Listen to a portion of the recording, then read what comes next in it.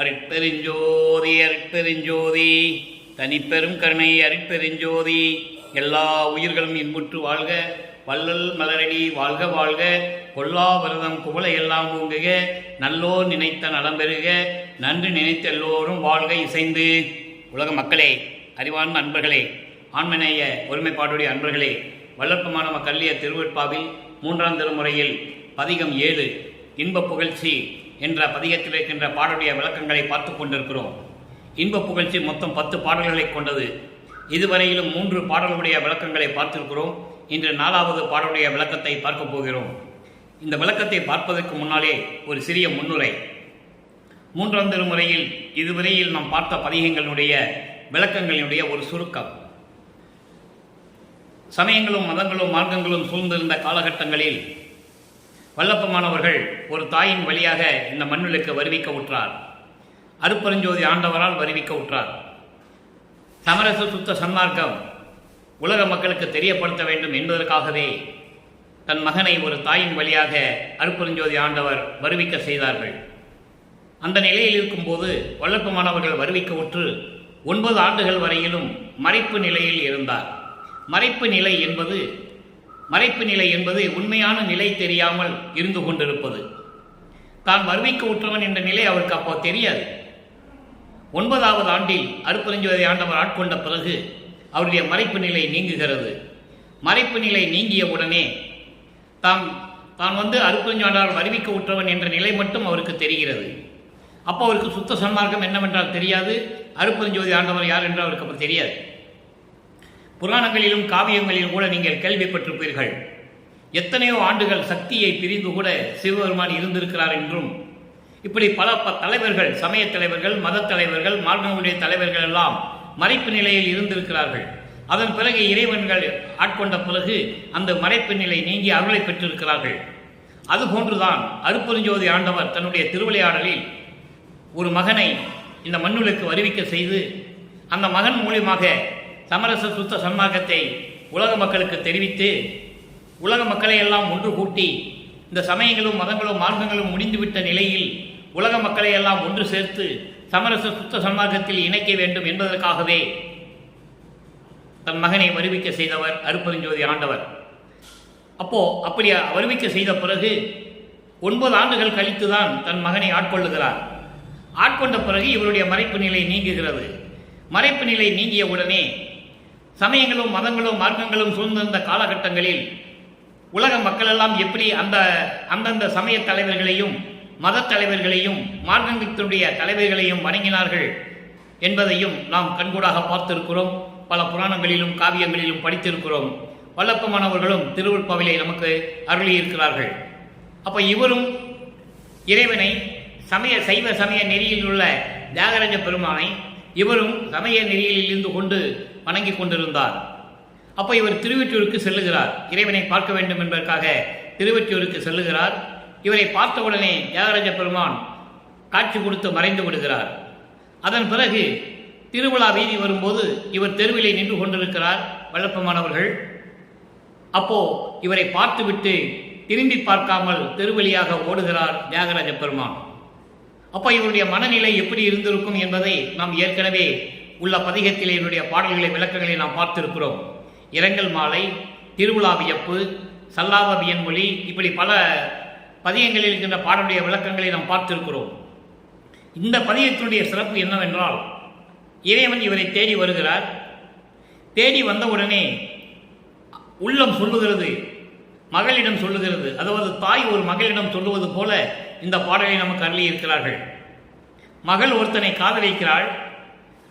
அவன் எப்படிப்பட்டவன், அவனுடைய நிலை என்ன, அவன் தன்னுடைய மகளை மணந்து கொண்டால் காப்பாற்றுவானா என்ற நிலையில் உலகியலிலே ஒரு தாய் எண்ணுவது இயற்கைதானே.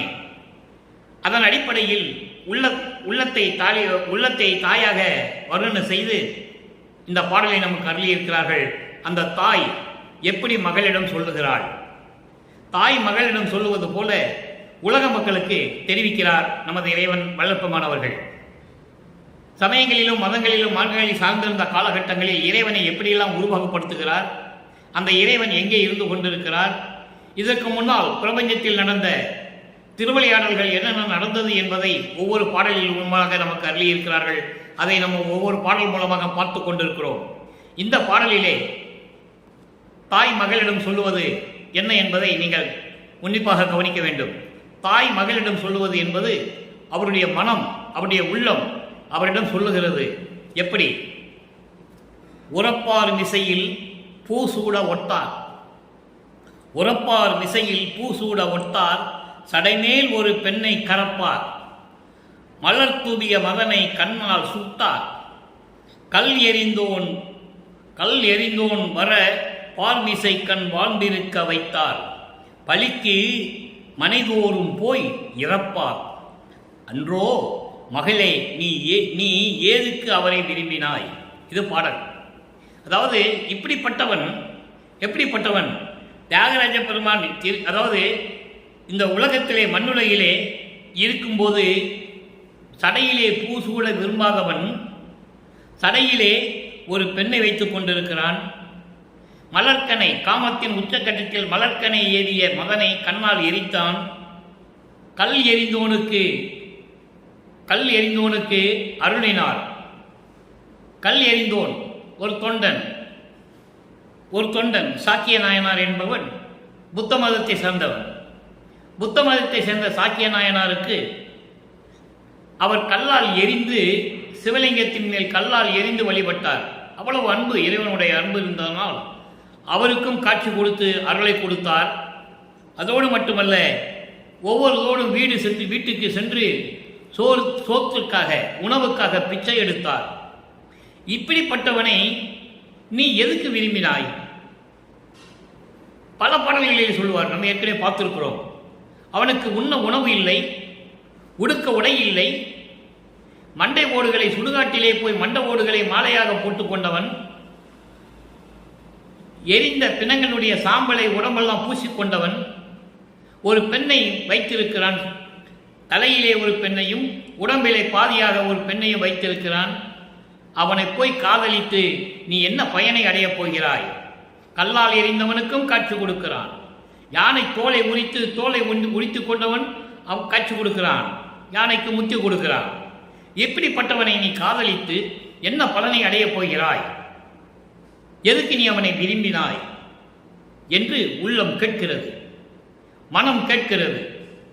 அப்போ உலக மக்களுக்கு தெரிவிக்கிறார் இறைவனுடைய நிலையையும், அவர் எப்படியெல்லாம் அந்த இறைவனை இவர் விரும்பினார் என்பதையும் உலக மக்களுக்கு தெரிவிக்கிறார். இப்ப அந்த பாடலில் வருகின்ற பதவுரை பாருங்க. உரப்பார் மிசையில் பூச்சூட ஒட்டார். உரப்பார் மிசை என்பது, பார் மிசை என்பது இந்த உலகிலே, மண்ணுலகிலே, பல வளங்கள் நிறைந்த இந்த மண்ணுலகிலே இறைவன் சடையிலே பூ சூட மாட்டார். ஆனால் அதே சடையிலே ஒரு பெண்ணை வைத்துக் கொண்டிருக்கிறார், மறைத்துக் கொண்டிருக்கிறார். கங்கையை சடையிலே மறைத்துக் கொண்டதை இங்கே சொல்லுகிறார். சமயங்களும் மதங்களும் மார்க்கங்களும் எப்படி அந்த காலகட்டங்களில் சைவ நெறியை சார்ந்தவர்கள் எல்லாம் இறைவனை உருவகப்படுத்தினார்கள் என்பதை இந்த பாடலிலே நமக்கு வல்லற்பமன் அவர்கள் தெளிவாக கூறியிருக்கிறார்கள். நிலை மாறும்போது, சமரச சுத்த சமாஜத்தை பெற்ற பிறகு இந்த சைவ தலைவர்கள், சைவ சமயத்தை சேர்ந்த இந்த கடவுளர் சமூக கூட்டம் என்று சொல்லப்படுகின்ற இந்த ஈஸ்வர மூர்த்திகள் எல்லாம் செயலை எல்லாம் விட்டுவிட்டு அருப்பெருஞ்சோதி ஆண்டவர் தான் சுத்த சன்மார்க்கத்தின் தலைவன், அருப்பெருஞ்சோதி ஆண்டவர் தான் பிரபஞ்சம் தோன்றும் போதே ஆதியும் அந்தமெல்லாம் தோன்றிய இறைவன் என்று சொல்லுவார். அதன் பிறகு மலர் தூவிய மகனை கண்ணால் சுட்டார். மலர்கனைகளை விடுத்த காமத்தினுடைய தலைவன் மன்மதனை நெற்றி கண்ணால் சுட்டு சாம்பலாக்கினார், எரித்து சாம்பலாக்கினார். கல் எறிந்தோன் வர பார்மிசை கண் வாழ்ந்திருக்க வைத்தார். சாக்கிய நாயனார், புத்த மதத்திலிருந்து சைவ மதத்திற்கு வந்த சாக்கிய நாயனார் இறைவனுடைய பக்தியின் மிகுதியால் சிவலிங்கத்தின் மீது மலர்களுக்கு பதிலாக கல்லை தூக்கி எறிந்து வழிபட்டார். அவனுக்கும் காட்சி கொடுத்தார். இந்த மண்ணுலகிலே வாழ்ந்திருக்கும்படி அருளினார். பலிக்கு மனைக்கு போய் இறப்பார். பசிக்கு சோறு வேண்டும், அந்த சோற்றை எடுப்பதற்காக தெரு வழியாக சென்று ஒவ்வொரு வீட்டுக்கு சென்று பிச்சை எடுப்பார். அப்படிப்பட்டவனை, மகளே நீ எதற்கு அவரை விரும்பினாய் நீ எதுக்காக அவனை விரும்பினாய்? உன் மனதில் என்ன நினைத்து கொண்டு அவனை விரும்பினாய் என்று பாடலை நமக்கு அருளியிருக்கிறார்கள். இந்த பாடலை விளக்கம் பாருங்க, கோர்வையாக சொல்லுகிறேன். இந்த விளக்கத்தை பார்த்த பிறகு, சமரச சுத்த சன்மார்க்கத்தை பெற்ற பிறகு, இந்த பாடலுடைய நிலைகளுக்கு எப்படி மாறாக சுத்த சன்மார்க்க விளக்கம் வருகிறது என்பதை பார்க்க போகிறோம். எல்லா வளமும் நிறைந்த இந்த மண்ணுலையிலே அவர் திருவிளையாடல் செய்யும்போது சடையிலே பூச்சூட மாட்டார். ஆனால் அதே சடையிலே ஒரு பெண்ணை மறைத்து வைத்திருக்கிறார். கங்கையை சடையிலே சூடிக்கொண்டிருக்கிறார் என்பதை மறைத்து வைத்திருக்கிறார் என்று சொல்லுகிறார். மலர்கனை தொடுத்திய காமனை நெற்றிக்கண்ணால் எரித்து சாம்பலாக்கினார். கல் எறிந்தவனுக்கு சாக்கிய நாயனார் புத்த மதத்தில் வந்து சைவ மதத்துக்கு சென்ற சாக்கிய நாயனாருக்கும் காட்சி கொடுத்து அருளை கொடுத்து இந்த மண்ணுலகிலே வாழ வைத்தார். வீடு வீடாக சென்று பிச்சை எடுத்தார். இப்படிப்பட்டவனை நம்பி நீ எப்படி விரும்பினாய், எதுக்கு விரும்பினாய் என்று உள்ளம் கேட்கிறது. இதற்கு என்ன பதில் சொல்லுகிறார்? அந்த இறைவனை எதுக்கு நீ விரும்பினாய் என்று உள்ளம் கேட்கும்போது, அப்போ அவர் சமயங்களிலும் மதங்களிலும் மார்க்கங்களிலும் சார்ந்த நிலையில் இருந்தார். சுத்த சன்மார்க்கத்தை பெற்ற பிறகு இந்த பாடலில் இருக்கின்ற நிலைகளுக்கு நாம் சுத்த சன்மார்க்க விளக்கம் பார்க்க போகிறோம். காரணம், வல்லப்பெருமான் அவர்கள் வருவிக்க உற்று கிட்டத்தட்ட 200 ஆண்டுகள் கடந்து விட்டது. 201 ஆண்டுகள் முடிந்து விட்டன. இந்த நிலையில் வல்லப்பெருமானுடைய இறைநிலையையும் அவர் வருவிக்க உற்றவர், இறைவனால் வருவிக்க உற்றவர் என்பதையும், அருட்பெருஞ்சோதி ஆண்டவருடைய திருவிளையாடல் என்பதையும் உலக மக்களுக்கு யாரும் தெளிவாக தெரிவிக்கவில்லை. மருதூரிலே ஒரு சைவ குடும்பத்திலே பிறந்தார் என்றும், அதன் பிறகு சென்னையிலே வாழ்ந்தார் என்றும், அதன் பிறகு இங்கே வடலூரிலே வந்து தங்கினார் என்றும், இறுதியாக சித்தி வளாகத்திலே மறைந்தார் என்றும் இப்படிதான் உலக மக்களிடம் சொல்லிக் கொண்டிருந்தார்கள், சொல்லிக் கொண்டு இருக்கிறார்கள். அப்படி அல்ல, அவர் இறைவனாகவே வருவிக்க உற்றவர் என்பதை இந்த பாடலின் மூலமாக உங்களுக்கு நான் தெரியப்படுத்த கடமைப்பட்டிருக்கிறேன். 6ஆம் திருமுறையிலே தற்போத இழப்பு என்ற பதிகத்திலே 4வது பாடல். அங்கே நாம் பார்த்த 3ஆம் திருமுறையிலே இன்பக் கிளவியினுடைய 4வது பாடலுக்கு அந்த நிலைக்கு இங்கே சுத்த சன்மார்க்க விளக்கம். கரும் களிறு போல் மதத்தால் கண் செருக்கி வீணே காலமெல்லாம் கழிக்கின்ற கடைத்தலைவாய் ஒருங்கு சிறியேன் தன்னை முன் வழிந்து அருளே வடிவாய் உள்ளமர்ந்து உள்ளதனை உள்ளபடி உணர்த்தி பெருங்கருணையனால் அளித்த பேரதனை இன்னும் பிறர் அறியாவகை பெரிதும் என உள்ளே மருங்கியிருந்த என்னை வெளியே இழுத்து விட்டது என்னோ மனம் அலைவாய்வது கான் மன்றில் நடத்தரசே. இது பாடல். தற்போதம் இழப்பு என்பது மனம் அலைபாய்வது. எப்படி அலைபாய்வது? அவருக்கு வருவிக்க உற்றதிலிருந்து சமரச சுத்த சன்மார்க்கம் பெறும் வரை அவர் மனம் எப்படி அலைபாய்ந்தது? சமயங்களிலும் மதங்களிலும் மார்க்கங்களில் இருந்தபோது கல்லிரு போல் மதத்தால் கண், யானை மதம் பிடித்துக் கொண்டால் எப்படி ஆணவத்தோடு செருக்கோடு அட்டகாசம் செய்து கொண்டிருக்குமோ அதுபோல ஆணவத்தினால் செருக்கி வீணே காலமெல்லாம் கழிக்கின்ற கடையர், ஆண்டுகளை வீணாக கழித்துக் கொண்டிருக்கின்ற கீழ் நிலையில் இருக்கின்றவர்கள், சமயங்களிலும் மதங்களிலும் மார்க்கங்களில் ஈடுபட்டு கொண்டு மதம் பிடித்த யானை எப்படி திரிந்து கொண்டிருக்குமோ அதுபோல் ஆணவம் பெருக்கி செருக்கோடு வீணாக காலத்தை கழித்துக் கொண்டிருக்கின்ற கடையர்கள், அவர்களுடைய வாசலில் போய் நான் நின்று கொண்டிருந்தேன். அப்போ ஒருங்கு சிறியேந்தனை, அங்க வாசலில் போய் இந்த கூட்டம் தான் நமக்கு சரியான கூட்டம் என்று சொல்லி அங்க இருந்த இந்த சிறியவனை என்பது அந்த காலகட்டத்தில் இருக்கிற அந்த சிறிய வயதில் எப்படியெல்லாம் இருந்தாரோ என்பதை குறிப்பிடுகிறார்.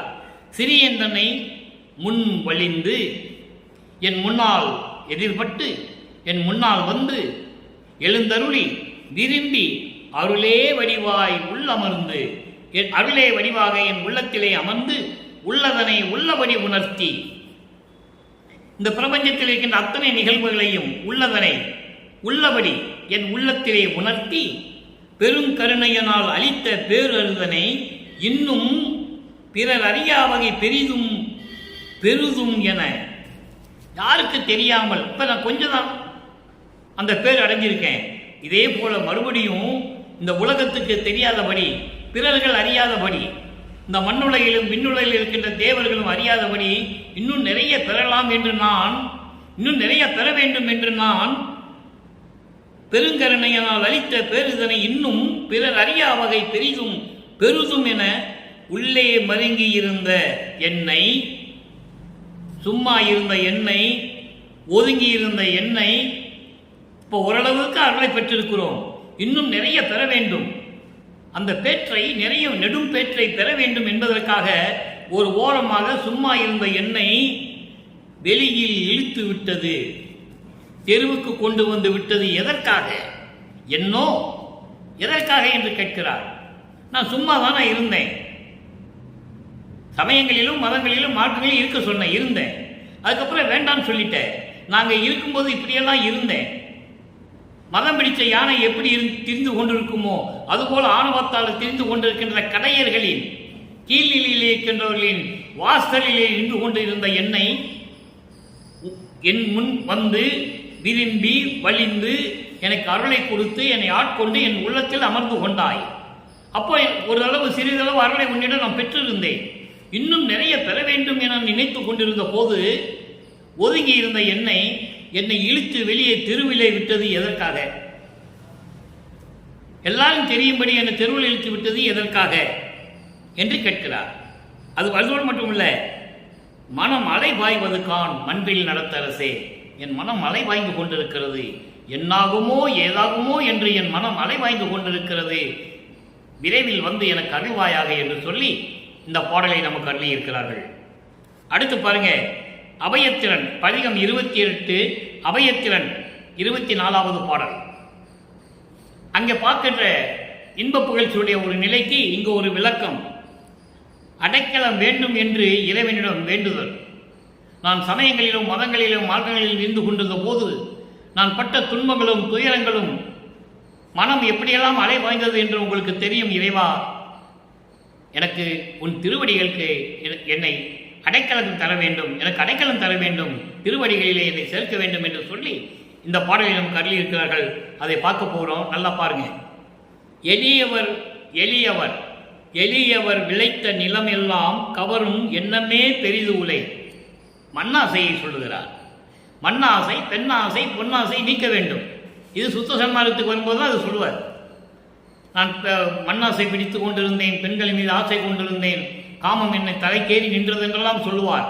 அப்போ அவர் சமயங்களிலும் மதங்களிலும் இருந்தபோது அது விட்டுவிட்ட பிறகு சொல்லுகிறார், ஏழைகளுடைய விளைகின்ற நிலத்தை எப்படியாவது கவர வேண்டும் என்ற உள்ளத்தில் நினைத்து கொண்டிருந்தேன். அப்படின்னா என்ன அர்த்தம்னா, மண்ணாசை இருந்தது எனக்கு, மண்ணாசை ஆள வேண்டும் என்ற ஒரு நிலை எனக்கு இருந்தது. அதுக்கப்புறம் சொல்றார் பாருங்க, புன்செய் களி உண்ணும் மனையில், புன்செய் களி உண் மனையில், புஞ்சை நிலங்களிலே விளைகின்ற தானிய வகைகள் இருக்கிறது அல்லவா, அந்த தானிய வகைகளை மாவாக செய்து களி கிண்டி அதை உணவாக்கி உண்ணும் மனையில், அதை உண்ணுகின்ற வீடுகளிலே போய் ஏழை மக்கள் புஞ்சை நிலையில் விழுந்த தானியங்களுடைய அந்த தானியங்கள் வகைகளை எல்லாம் ஒன்றாக சேர்த்து மாவாக ஆக்கி அதை களி செய்வார்கள், அதை உணவாக உட்கொள்ளுவார்கள். அப்படிப்பட்டவர்களை வீட்டில் போய், ஏழை எளியவர்களுடைய வீட்டில் போய் சர்க்கரை கலந்து காய்ச்சின பால் கேட்டு உண்ட கடையே, எனக்கு பால் காய்ச்சி அதில் சர்க்கரையை கலந்து கொடுங்க என்று சொல்லி நான் உண்ட கடையே, அப்படிப்பட்ட இழிவானவன் என்று சொல்லுகிறார். அப்போ இதுலேருந்து என்ன தெரியுதுன்னா, அவர் எண்ணங்கள் அப்படி இருந்தது. சமயங்களிலும் மதங்களிலும் மார்க்கங்களிலும் சார்ந்திருந்த போது இந்த நிலையெல்லாம் அவர் மனதில் இருந்தது. காரணம் மறைப்பு நிலை. அவருக்கு சுத்த சன்மார்க்கம் அப்போ தெரியாது. அப்போ இறைவனுடைய திருவிளையாடல் நடக்கிறது. தன் மகனை எப்படியெல்லாம் சோதிக்கிறார், எப்படியெல்லாம் அவருடைய மனநிலையை உருவாக்குகிறார் என்பதை இந்த பாடலின் மூலம் நமக்கு தெரிவிக்கிறார்கள். நமது இறைவன் வல்லற்பமானவர்கள். அடுத்த வரி பாருங்க, துளியவருக்கு உதவே. துளியவர் என்பது எளியவர், ஏழை எளிய மக்கள், அவர்களுக்கு உதவே. நான் உதவவில்லை, விரிப்பிலான் போல சுவை பெற சுவைத்த நாக்கு உடையேன். எனக்கு இந்த அறுசுவை உணவு மேல் விருப்பம் இல்லை இருந்தாலும் கூட, விருப்பம் இல்லை என்று இருந்தாலும் கூட விருப்பப்படுவது போல அந்த அறுசுவை உணைத்து சுவைத்த நாக்கு உடையவன். என் நாக்கு கேட்குது, அறுசுவை உணவை என் நாக்கு கேட்குது, எனக்கு விருப்பம் இல்லை, விருப்பம் இல்லாதவர்கள் கூட விருப்பம் இருப்பனும் போல எனக்கு அந்த சுவையை சுவைப்பதற்கு இந்த நாக்கு அந்த சுவையை விரும்புகிறது. நளிர் என சுழன்றேன். நளிர் என்பது நண்டு. நண்டு நீங்க போறதை பார்த்துக்கலாம், அது வாட்டுக்கு போயிட்டு இருக்கும், அது வாட்டுக்கு போயிட்டு இருக்கும். அதுபோல நண்டு போல, நளிர் என்பது நண்டு. நண்டு போல நான் சுற்றி திரிந்து கொண்டிருந்தேன். சமயங்களிலும் மதங்களிலும் மார்க்கங்களிலும் சார்ந்திருந்த போது நான் தெரு தெருவாக சுற்றி கொண்டிருந்தேன் என்று சொல்லுகிறார். தெரு தெருவாக சுற்றி கொண்டிருந்தேன். ஒவ்வொரு வீட்டுக்கும் போய், ஏழைகளுடைய வீட்டுக்கு போய், அந்த நவதானியங்களால் செய்யப்பட்ட களி சாப்பிட்ற வீட்டுக்கு போய் எனக்கு பால் காய்ச்சி அதில் சர்க்கரை கலந்து கொடுங்க என்று நான் கேட்டேன். அப்போ அந்த மனநிலை எனக்கு இருந்தது என்று சொல்லுகிறார். நல்லா புரிஞ்சுக்கணும். அப்போ அந்த நிலையில் அவர் சாப்பிட்ட உணவெல்லாம் அமுதமாயிற்று என்று பின்னால் சொல்லுவார். அருமையாக இருக்கும். அந்த பாடல்கள்லாம் நீங்கள் கேட்டீங்கன்னா விளக்கம், நான் ஒவ்வொரு பாடல் வரும்போது தேவைப்பட்டால் அது விளக்கம் நான் கொடுத்துருக்கிறேன். நான் உண்ணிய உணவெல்லாம், அழகா சொல்லுவாரு, நான் உண்ட உணவெல்லாம் அமுதமாயிற்று, முன்னாளில் நான் உண்ட உணவெல்லாம் பின்னாளில் அமுதமாயிற்று என்று சொல்லுவார். அப்போ அது தத்துவ சித்தியை குறிப்பிடுவது, சுத்த தேகத்தை உடையது. தத்துவ சித்தி என்பது சுத்த தேகத்துக்குரியது. அந்த நிலையில் இருக்கும்போது அதை சொல்வார்கள் வல்லற்பமானவர்கள். அந்த நிலையில் இருக்கும்போது நளிர் என சுழன்றேன் எனினும் உனையே நம்பினேன் கைவிடல் எனையே என்று சொல்லி இந்த பாடலை நமக்கு அருளியிருக்கிறார்கள். அடுத்து அருள் விளக்கமாலை பதிகம் 37 4வது பாடல். அருள் விளக்கமாலை என்பது இறைவனுடைய அருளை பெற்றதை விளக்கமாக கூறுவது, பாடல்கள் மூலமாக விளக்கமாக கூறுவது 4வது பாடல். நல்ல கவனிங்க, அருமையான பாடல். ஒசித்த கொடி அணையேருக்கு கிடைத்த பெரும் பற்றே. ஒவ்வொரு வரியாக சொல்லுகிறேன், அப்பதான் உங்களுக்கு புரியும். ஒசித்த கொடி அணையேருக்கு கிடைத்த பெரும் பற்றே. ஒசித்த கொடி என்பது ஒரு தாவர கொடி படர்வதற்கு இடமில்லாமல் தவித்துக் கொண்டிருக்கும். ஒரு தாவர கொடி படர வேண்டும் என்றால் ஒரு கொம்பு நட வேண்டும், இல்லை அதை பற்றி கொண்டு செல்வதற்கு ஒரு தகுதியான ஒரு பொருள் இருக்க வேண்டும். ஒரு சுவரோ ஏதோ ஒன்று பக்கத்தில் ஒரு மரமோ ஒரு செடியோ கொடியோ இருக்கணும். அப்போ அந்த கொடி தாவர கொடி படரும். அது வரைக்கும் அது தள்ளாடிக்கிட்டு இருக்கும். அது வரைக்கும் அது என்ன பண்ணும், கொடி படர முடியாமல் தள்ளாடி கொண்டு இருக்கும். அது போன்று தாவர கொடி படர்வதற்கு பற்றி கொள்வதற்கு ஒரு துணை இல்லாத போது அது எப்படி இருக்குமோ அது போன்று கிடைத்த பெரும் பற்றி, அப்படி தவித்துக் கொண்டிருந்தவர்களுக்கு, தாவர கொடி படர்வதற்கு எப்படி தவித்துக் கொண்டிருக்குமோ அது போன்று இருக்கின்றவர்களுக்கு கிடைத்த பெரும் பற்றே. சமயங்களிலும் மதங்களிலும் மார்க்கங்களிலும் இருந்த போது அந்த நெறிகளை பின்பற்றிக் கொண்டு இருந்து துன்பங்களையும் துயரங்களையும் அனுபவித்துக் கொண்டிருந்த மக்களுக்கு பற்றி கொள்ளுவதற்கு, படர்வதற்கு சுத்த சன்மார்க்கத்தை கொடுத்து அவர்களுக்கு எல்லா சுகங்களையும் இன்பங்களையும் கொடுத்த கிடைத்த பெரும் பற்றே. அவங்களுக்கு கிடைத்த பெரும் பற்றே. வாழ்க்கையில் முன்னேற வேண்டும், செல்வ செழிப்போடு இருக்க வேண்டும், சமரசமாக வாழ வேண்டும், எந்த விதமான சங்கற்ப விகற்பங்கள் இல்லாமல் இறைவனை வணங்க வேண்டும், இறைவன் ஒருவனே என்ற நிலை நிலைக்க வேண்டும் என்பதற்காக அவர்களுக்கு கிடைத்த பெரும் பற்றே. அதுக்கடுத்து பாருங்க, உள் மயங்கும் போது மயக்கம் ஒழித்து அருளும் தெளிவே. உள்ள மயங்கும் போது ஏதாகுமோ என்னாகுமோ என்று நினைத்துக் கொண்டிருந்த போது, இந்த சமயங்களிலும் மதங்களிலும் மார்க்கங்களிலும் பற்று கொண்டு நான் தவித்துக் கொண்டிருந்த போது, உள்ள மயங்கி நான் தளர்ந்த போது அந்த மயக்கத்தை எல்லாம் நீக்கி அருளும் தெளிவே. தெளிவே என்பது அருட்பெருஞ்சோதியே. பசித்த பொழுது எதிர் கிடைத்த பால் சோற்று திரளே.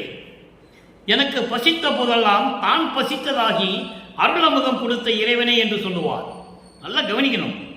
அவருக்கு ஏது பசி, அவருக்கு ஏது உறக்கம்? இறைவனுக்கு ஏது பசி, இறைவனுக்கு ஏது உறக்கம்? வல்லப்பெருமான் அந்த நிலையில் இருக்கின்றவர். அவர் மறைப்பு நிலை இருந்ததனால் அவர் உண்ணும் உணவு கூட அமுதமாயிற்று என்று சொன்னார். நல்லா கவனிக்கணும் நீங்க. அப்போ நான் பசித்த போதெல்லாம் எனக்கு எதிரே கிடைத்த பால் சோறு அன்னு சொல்றேன். நான் எனக்கு பசித்த போதெல்லாம் எனக்கு எதிரே வந்து எனக்கு அருளமுதம் கொடுத்த இறைவனை என்று சொல்லுகிறார். பயந்த பொழுது எல்லாம் என் பயம் தவிர்த்த துறையே. பயம், நான் ஏற்கனவே பல பாடல்களில் இந்த விளக்கம் வரும் நான் சொல்லியிருக்கிறேன். பயம் என்பது ஜீவகானியத்தில் இருக்கிறது. பசி, பிணி, தாகம், இச்சை, எளிமை, கொலை, பயம். இந்த பயம் என்பது உலக மக்களில் இருக்கிற அந்த பயத்தை நீக்க வேண்டும். சமயங்களிலும் மதங்களிலும் மார்க்கங்களில் இருந்து கொண்டு வந்துவிட்டோமே, அதன் விளைவு என்னாகுமோ ஏதாகுமோ என்று பயந்து கொண்டிருந்த பொழுது இறைவன் அருட்பெருஞ்சோதி ஆண்டவர் வந்து, மகனே கவலைப்படாதே என்று சொல்லி அந்த பயத்தை எல்லாம் நீக்கிய எனது துரையே, நசித்தவரை எழுப்பி அருள் நல்கிய மாமருந்தே. நசித்தவர் என்பது மாண்டவர்கள், இறந்தவர்கள், செத்தவர்கள், பல பாடல்களிலே சொல்லுவார். அப்போ சமரச சுத்த சன்மார்க்கத்தை தெரியாமல் இந்த பிரபஞ்சம் தோன்றி 4 யுகங்கள் முடிந்து விட்டன. கிரேதயுகம், திரேதயுகம், துவாரயுகம், கலியுகம். 4 யுகங்களிலுமே சுத்த சன்மார்க்கம் யாருக்கு என்னன்னு தெரியாது. ஏன்னா சுத்த சன்மார்க்கத்தை உருவாக்கி கையில் வைத்துக் கொண்டிருப்பவர் அருட்பெருஞ்சோதி ஆண்டவர். அதை தன் மகனுக்கு கொடுத்து உலக மக்களையெல்லாம் சுத்த சன்மார்க்கத்தில் சேர்த்து உலக மக்கள் எல்லாம் இன்புற வாழ வேண்டும் என்பதற்காகவே தன் மகனை ஒரு தாயின் வழியாக இந்த மண்ணுலகை வருவிக்க செய்தவர் என்பதை இங்கு நான் பதிவு செய்ய கடமைப்பட்டிருக்கிறேன்.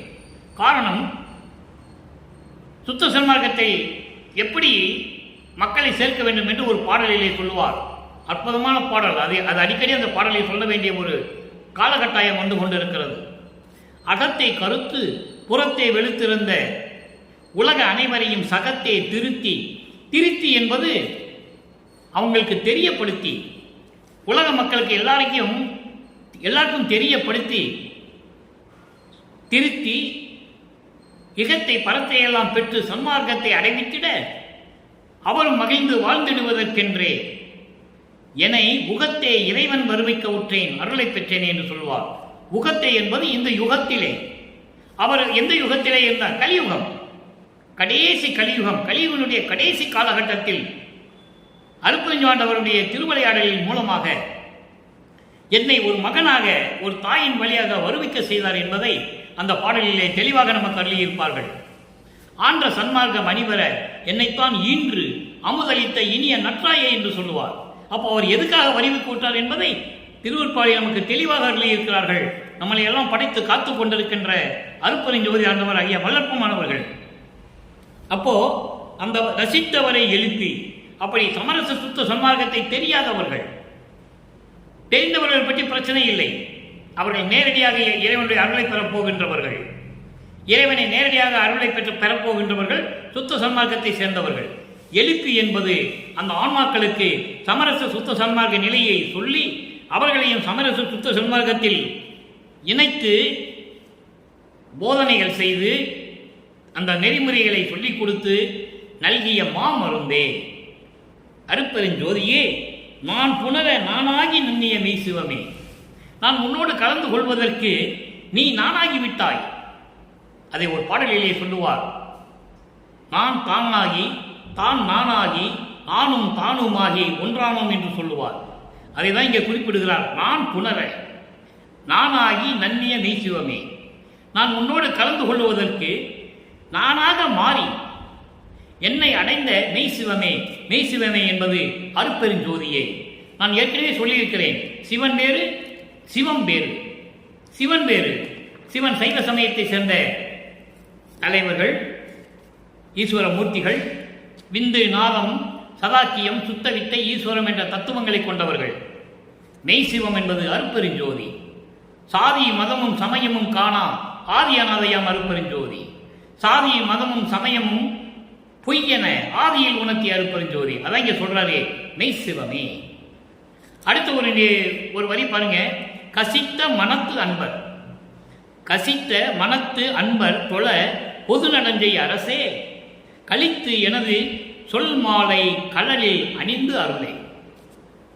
கசித்த மனத்த அன்பர், இரக்கமுடைய அன்பர்கள், இரக்க மனம் கொண்ட அன்பர்கள், உயிரின் மேல் தயமும் கருணை கொண்ட அன்பர்கள், சமரச சுத்த சன்மார்க்கத்தை சேர்ந்த அன்பர்கள், கொலையும் புலையும் தவிர்த்த அன்பர்கள், அவர்களுடைய உள்ளத்தில் இருந்து கொண்டு அவர்கள் வணங்கும்படி சத்தியஞான சபையிலே வந்து உன்னை வணங்குகிறார்கள். பொது நடன் செய்ய அரசே, சத்தியஞான சபையிலே அருள் நடனம் செய்து கொண்டு அருளாட்சி செய்து கொண்டிருக்கின்ற இறைவனே, அருட்பெருஞ்சோதியே, உன்னை வந்து வணங்கி கொண்டிருக்கிறார்கள். சமரச சுத்த சன்மார்க்கத்தை சேர்ந்த அன்பர்கள், கொலையும் புலையும் தவிர்த்த அன்பர்கள், உயிரின் மீது தயவும் கருணை கொண்ட அன்பர்கள். எவ்வளவு அற்புதமாக சொல்றார் பாருங்க. அவர்களை தான் இறைவன் ஆட்கொள்ளுவார் என்பதை வல்லப்பமானவர்கள் தெல்ல தெளிவாக இருக்கிறார்கள் என்பதை நீங்கள் புரிந்து கொள்ள வேண்டும். கழித்து எனது சொன்மாலை மகிழ்வோடு பூரண சம்மதத்தோடு நான் சொல்லுகின்ற பாமாலையை ஏற்றுக்கொண்டு உன் திருவடிகளில் ஏற்றுக்கொண்டு, கடல் என்பது திருவடிகள், உன் கடலில் அணிந்து உன் திருவடிகளுக்கு ஏற்றுக்கொண்டு அருள்வாயாக என்று சொல்லி இந்த பாடலை நமக்கு அருளியிருக்கிறார்கள். அடுத்த ஒரு நிலைக்கு விளக்கம். மூன்றாம் திருமொழியை நாம் பார்த்த இன்ப புகழ்ச்சியினுடைய 4வது பாடலுக்கு இங்கே ஒரு விளக்கம். 110வது பதிகம், தனித்திரு அலங்கள், 34வது பாடல். 34வது பாடலில் என்ன சொல்றாரு? சிரிப்பிலே பொழுது கழிக்கும் இவ்வாழ்க்கை, சிரிப்பிலே பொழுது கழிக்கும் இவ்வாழ்க்கை, சிறியவர் சிந்தை மாத்திரமோ, பொறுப்பிலே தவம் செய் பெரியவர்தம் மனமும், புளிப்பிலே துவர்ப்பிலே உவர்ப்பு கரிப்பிலே, கொடிய கயப்பிலே கடிய கலப்பிலே, கரப்போடு கலந்த எரிப்பிலே, புகுவதன்றி எல்லளவும் இனிப்பிலே புகுகின்றது இல்லையே. அற்புதமான பாடல். இதனுடைய விளக்கம் பாருங்க, ரொம்ப எளிமையா இருக்கும். நிறைய பேருக்கு இது புரியாது. அதாவது சிரிப்பிலே பொழுது கழிக்கும் இவ்வாழ்க்கை, வீணாக உன் பொழப்பு சிரியா சிரிக்குதுன்னு சொல்லுவாங்க உலகியல்ல. உன்னுடைய பொழப்பு சிரிப்பா சிரிக்குதுன்னு சொல்லுவாங்க. அப்படின்னு என்ன அர்த்தம்? அதாவது வீணாக கழித்து கொண்டு பொழுதுபோக்குகின்ற இந்த வாழ்க்கை, உலகியலிலே இருக்கின்ற இந்த வாழ்க்கையை சிறியவர் சிந்தை மாத்திரமல்ல. அப்படின்னா குழந்தைகளுடைய மனம் எப்படி இருக்கும், குழந்தைகளுடைய அறிவு எப்படி இருக்கும், குழந்தைகளுடைய உள்ளம் எப்படி இருக்கும்? அது மட்டுமல்ல, வீணாக இந்த உலக வாழ்க்கையை சிந்தித்துக் கொண்டிருக்கின்ற சிறுவர்கள் மட்டுமல்ல, பெரியவர் கூட தவம் செய்கின்ற பெரியவர்கள், பொறுப்பிலே என்பது மலைகளிலே அடர்ந்த காடுகளிலே தவம் செய்து கொண்டிருக்கின்ற பெரியவர்களுடைய மனம் கூட அப்படிதான் இருக்கு. எப்படி? அறுசுவை உணவுகளின் மேல் பற்று கொண்டிருக்கிறார்கள், உலக விடயங்களிலே பற்று கொண்டிருக்கிறார்கள், மண்ணாசை பெண்ணாசை பொன்னாசை கொண்டு பற்று கொண்டிருக்கிறார்கள். அதை 6 அறுசுவை உணவுகளை எப்படி பற்று கொண்டிருக்கிறார்கள் என்பதை சொல்லுகிறார். எப்படி? புளிப்பு, துவர்ப்பு, உவர்ப்பு, உப்பு, கசப்பு, கார்ப்பு, எரிப்பு. எரிப்பு என்றால் காரணம்.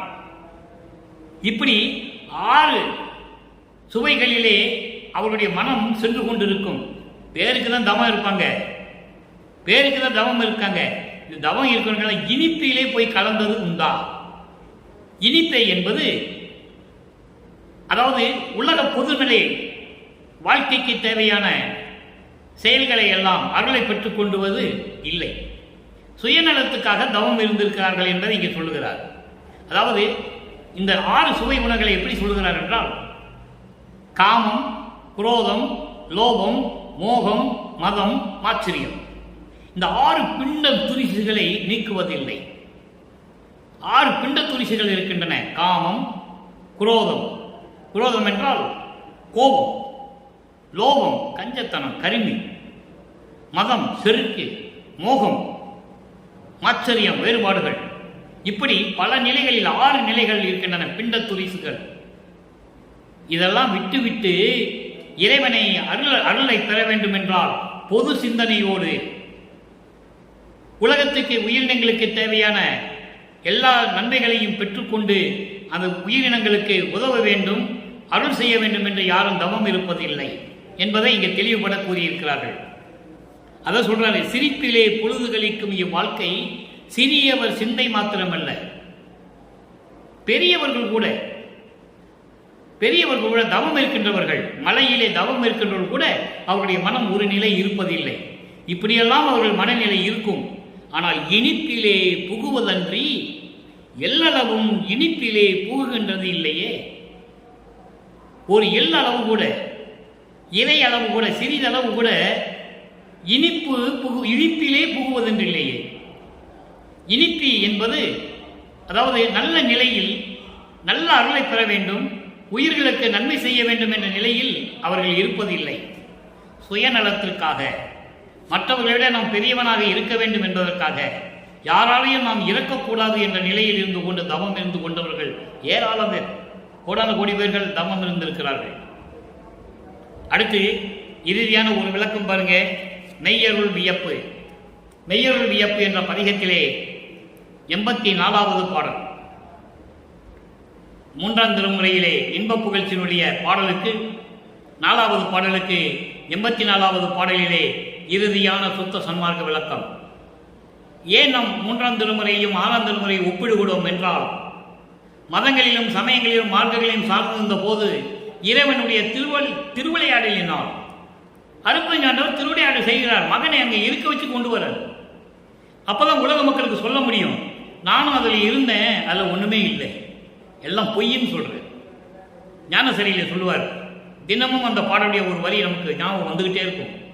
பொறித்த மதம் சமயம் எல்லாம் பொய் பொய்யே, அவற்றில் புகுதாதீர்.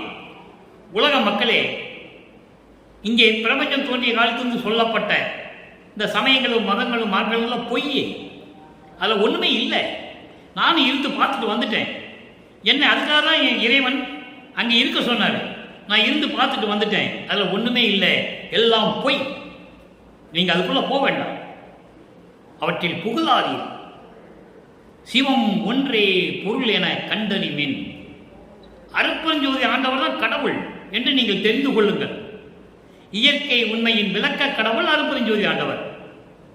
அந்த நிலையை இந்த பாடலின் விளக்கத்தை சொல்லுகிறார். எப்படி இறைவனானார்? நல்லா கவனிக்கணும். மற்றவங்க சொல்றதை நீங்கள் நம்பாதீங்க. அவர் வந்தார், போனார், மறைஞ்சார், ரூம்பை பூட்டிக்கிட்டாரு, அதெல்லாம் உலகியல் விளக்கம். அதெல்லாம் உலக மக்களுக்கு தெரியப்படுத்துவதற்காக ஒரு திருவிளையாடல். அவர் ஏற்கனவே இறைவனாகவே வருவிக்க விட்டுறவர். அவர் மறையன்றது அவசியம் இல்லை. நினைச்ச நொடி பொழுதுல அங்கே கொண்டு போய் நிற்பார். எங்க சிவஞான வெளியில் போய் நிற்பார். கடவுள் நிலையில் கொண்டு போய் அண்டங்களை கடந்து, எத்தனையோ அண்டங்கள் எத்தனையோ வெளிகளை எல்லாம் கடந்து அங்கே போய் இருப்பார். அப்படிப்பட்டவர் வளர்ப்புமானவர்கள். இரவும் பகலும் என்னை காத்து உள்ளிருக்கும் இறைவனே. இரவும் பகலும் காத்து உள்ளிருக்கும் இறைவனே. இரவும் பகலும் என்பது எப்போதுமே, இரவு பகல்னு கிடையாது, எப்போதுமே எக்காலத்திலும் எவ்விடத்திலும் எல்லளவும் என்னை விட்டு பிரியாமல் என்னை காத்து கொண்டிருக்கின்ற இறைவனே, என்னை காத்துக்கொண்டு என் உள்ளத்தில் இருக்கின்ற இறைவனே என்று சொல்லுவார். எங்குரு தீமையும் என்னை தொடரா வகை கங்களும் பகலும் மெய் காவல் செய் துணையே. அகவல் இருக்கு, அற்புதமா இருமாரி. அதான் இங்கு இரவும் பகலும் என்று சொல்லுகிறார். என்னை எந்த விதமான தீமையும் சரி, எந்த விதமான தீமையும் என்னை தொடரா வகை கங்களும் பகலும். கங்கள் என்பது இரவு, இரவும் பகலும் என்னை காக்கக்கூடிய மெய் காவல் செய் துணையே. என்னை நீ காக்க வேண்டும், இந்த உடம்பை காத்து கொடுக்க வேண்டும், நோயற்ற வாழ்வில் நான் வாழ வேண்டும் என்று சொல்லுகிறார். அதை தான் இங்கே சொல்லுகிறாரே, இரவும் பகலும் என்னை காத்து உள் இருக்கும் இறைவனே. அதே போன்று அகவல்ல இன்னொரு பாடல் ஒன்று இருக்கு. எம்மையும் என்னை விட்டு இறையும் பிரியாது அம்மையும் அப்பனுமாம் அருட்பெருஞ்சோதி. எம்மையும் என்றால் எக்காலத்திலும் எவ்விடத்திலும் சரி, எல்லா அளவு கூட என்னை விட்டு பிரியாமல் இருப்பது அம்மையும் அப்பனுமாம் அருட்பெருஞ்சோதி. எனக்கு தாயாகவும் தந்தையாகவும் இருந்து கொண்டிருக்கின்ற அருட்பெருஞ்சோதி என்று சொல்லுகிறார். இந்த பிரபஞ்சத்தில் எந்த முனிவனும் எந்த ரிஷியும் சொன்னதில்லை, சொல்ல முடியாது. இவர் இறைவன், இறைவனாகவே வருவிக்க உற்றவர். உலக மக்களுக்கு அப்பனும் மகனும் சேர்ந்து திருவிளையாடல் செய்கிறாங்க.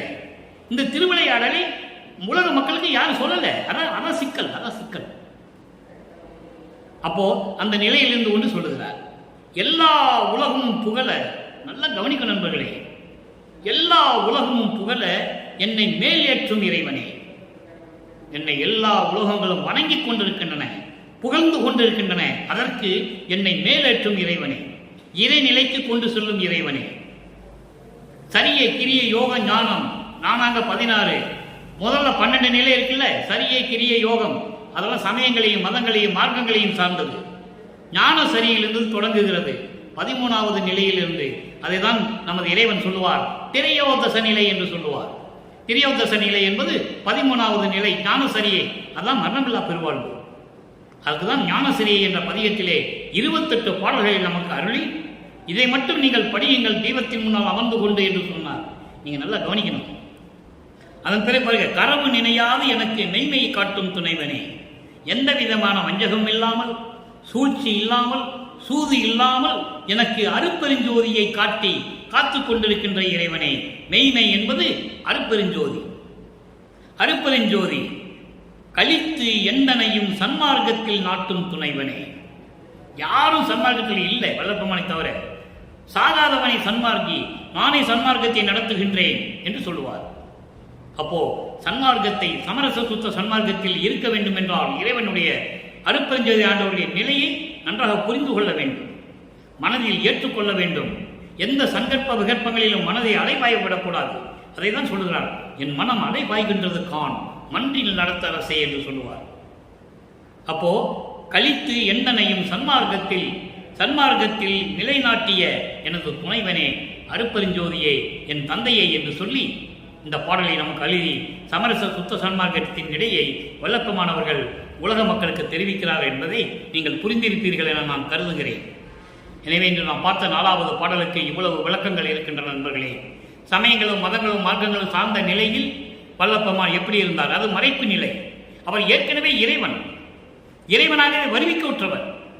அதை மனதில் இணைத்துக் கொள்ள வேண்டும். சாதாரண ஒரு மானிடனாக அவர் இங்கே இல்லை. எல்லாம் சொல்லுவாங்க பிறக்கிறாரு பிறந்தார் என்றெல்லாம் சொல்லுவார்கள். அதெல்லாம் இல்லை. வருவிக்க உற்றவர்.